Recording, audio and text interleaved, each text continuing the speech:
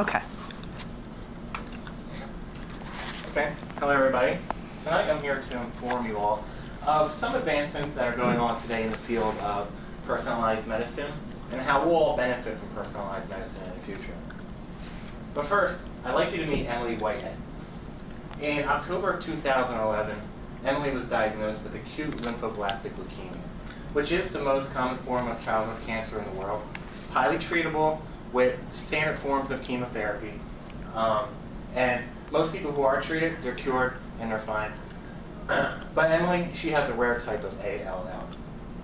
Normally, our bodies produce something in our immune systems called T cells. And these T cells are able to detect, attach to, and kill disease cells in our bodies. But in Emily's case, her disease cells fly stealth, okay? They fly under the radar of these T cells. And it has gotten to the point where they grew out of control, and she was unable to be treated with standard forms of chemotherapy. As you can see here in my next slide. I'm going to come back to Emily in a few minutes. But the way our healthcare system works today is it's broken. All right, we wait for our bodies to be broke, and then we use a one-size-fits-all approach to try to fix our conditions. This is just a weak formula. So how do we fix something when it becomes too late? Or how do we even prevent it from happening in the first place? Personalized medicine. We will all benefit from personalized medicine in the future. Dr. David Agus, he wrote a book called The End of Illness is Near. He's been on numerous talk shows, including Oprah, Dr. Oz show. And in it he says, most of the conditions that kill us, including cancer and heart disease, could be prevented or delayed by a new way of looking at and treating health. And what he's talking about is personalized medicine. So let me break down for you. Personalized medicine includes tailor-made pharmaceutical drugs, new technological medical devices, and genetically re-engineered cells, which will enable all of us to live a longer, healthier, and more active lifestyle. So let's start with pharmaceuticals. Physicians can prescribe a precise, tailor-made therapy protocol based on our own unique genetic makeup, which promises a more successful outcome. For example, if a woman has breast cancer, her physician can screen her for a protein in her body called HER2. If she has this protein, she'll be unresponsive to traditional forms of breast cancer therapy. So if she has this protein, her physician will treat her with the pharmaceutical drug Herceptin, which is produced by Roche, which is, I think, a competitor of yours there, Wilson. And what Herceptin does is it deactivates the HER2 protein and increases the woman's 5-year survival rate by 80%. Okay? Herceptin works in conjunction with standard forms of chemotherapy. And there's other advancements in pharmaceuticals today, helping us with conditions such as HIV, heart disease, other forms of cancer, which is all good. People are living longer, they're staying out of the hospital, but how do we prevent them from getting sick in the first place? Well, today, there's a lot of new advanced medical devices that allow people to monitor their own health right in the comfort of their own homes and prevent costly medical issues from occurring.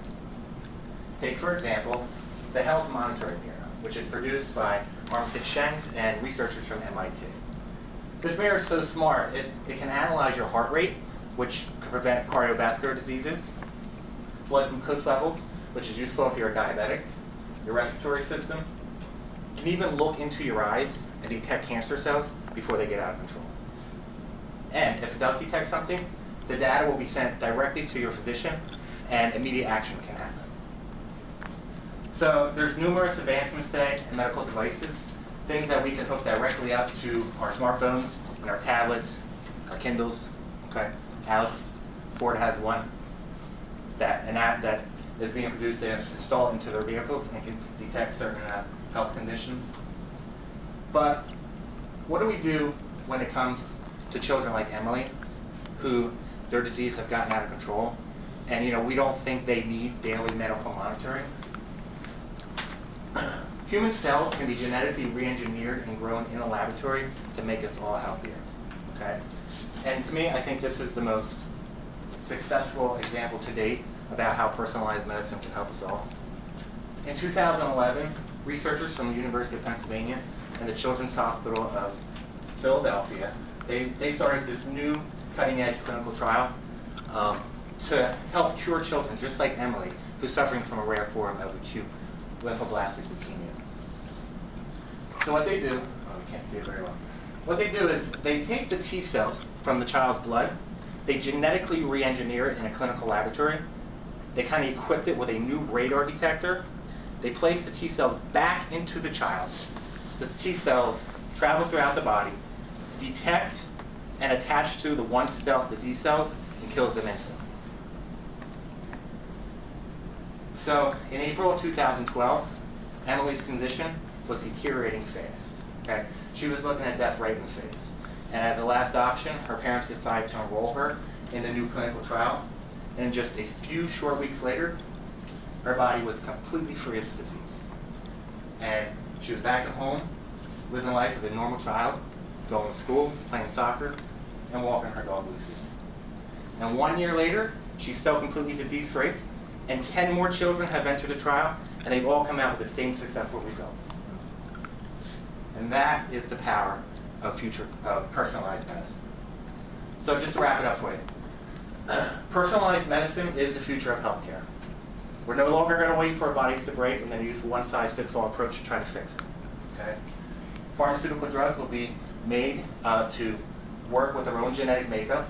New medical devices will be able to monitor our health conditions right in the comfort of our own home, right in the palm of our hands. And genetically re-engineered cells will be grown in laboratory settings to replace our broken fibers.